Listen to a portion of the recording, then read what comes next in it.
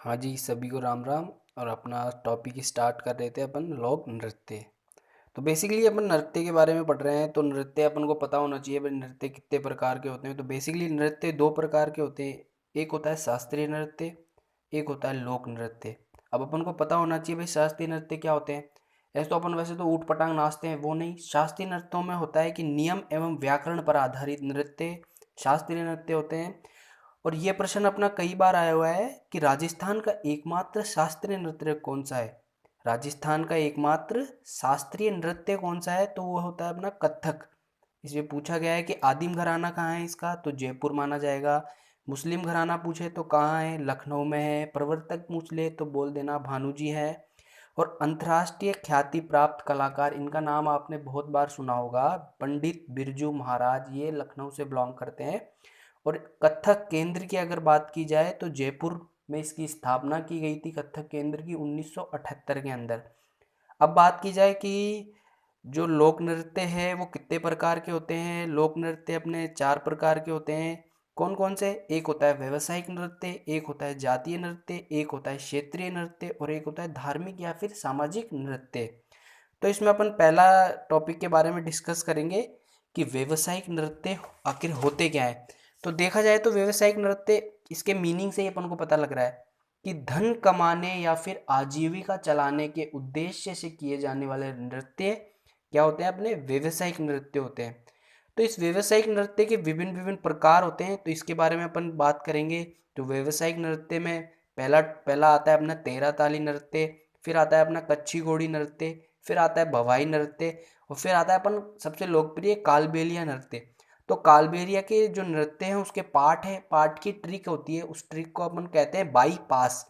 तो बा से हो जाएगा बागड़िया, और ई से हो जाएगा इंडोनी, पै से हो जाएगा पनिहारी, और शय से हो जाएगा साकरिया नृत्य। ठीक है। फिर अपना इसी में आता है व्यवसायिक में कंजर जाति का नृत्य, जो बहुत ही फेमस है, जो एल डी सी से इसको याद करेंगे। एल से लाठी, डी से ढाकड़, और सी से चक्री नृत्य। फिर अपन बात करेंगे इसमें कठपुतली नृत्य की। फिर बात करेंगे कि भोपों के द्वारा किए जाने वाले नृत्य। तो इसमें अपना पहला है, बेसिकली पहला ही आता है अपना, कि पहला है तेरह ताली नृत्य।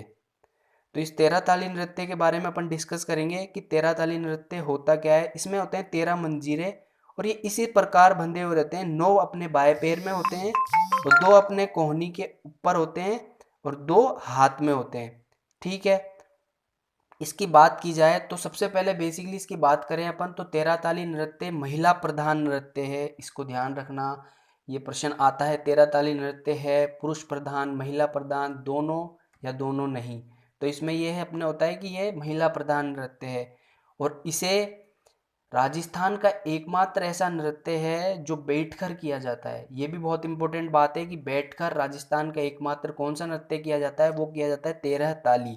और इसे क्या कामड़ जाति के लोग करते हैं, और कामड़ जाति के लोगों में भी कौन करते हैं, रामदेव जी के भक्त। अब इसका रही बात, इसका उद्गम स्थल की बात करी जाए तो इसका उद्गम स्थल होता है पादराला गांव पाली। ठीक है।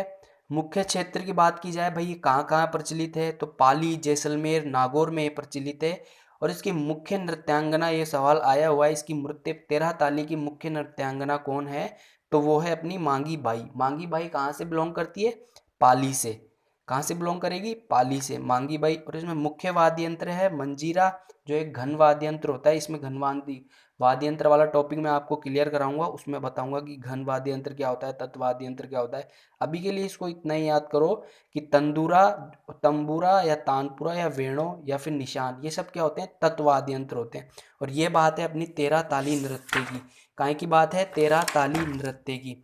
तेरह ताली नृत्य के बाद अपन ने देखा कि कौन सा था, कच्छी घोड़ी नृत्य। कौन सा था, कच्छी घोड़ी नृत्य। इसके अंदर ये क्या होता है, ये शेखावटी क्षेत्र का व्यवसायिक नृत्य है।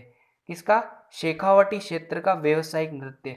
और इसे कौन करेंगे, वो तो वहां पे उसे तो तेरह ताली को कामड़ जाति के लोग कर रहे थे, महिला प्रधान नृत्य था।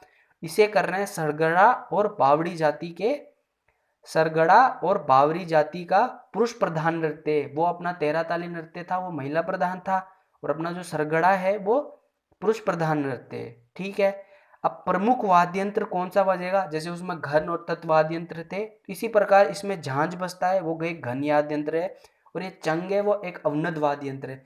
ये सब मैं आपको वाद्य यंत्र का जब टॉपिक अपना चलेगा तब अब मैं आपको इनको क्लियर कराऊंगा। फिर इसमें जो प्रमुख कलाकार है, प्रमुख कलाकार को बहुत सावधानी से देखना, प्रमुख कलाकार ही पूछे जाते हैं। कि जो गोविंद पारिक थे इसके प्रमुख कलाकार थे वो निवाई टोक के थे। और फिर दूसरे थे अपने थंवर लाल गहलोत, ये अपने जोधपुर से बिलोंग करते हैं।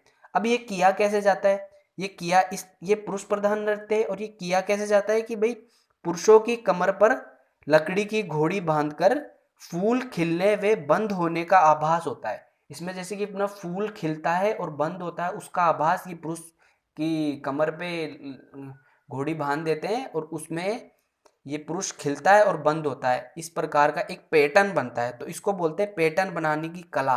ये क्वेश्चन आया हुआ है कि पैटर्न बनाने के लिए कला के लिए प्रसिद्ध भाई नृत्य कौन सा है, तो कौन सा हो जाएगा, कच्ची घोड़ी नृत्य। तो आज अपन ने दो ही नृत्य देखेंगे, एक अपन ने देखा तेरह ताली नृत्य, एक देखा कच्ची घोड़ी नृत्य। आगे की वीडियो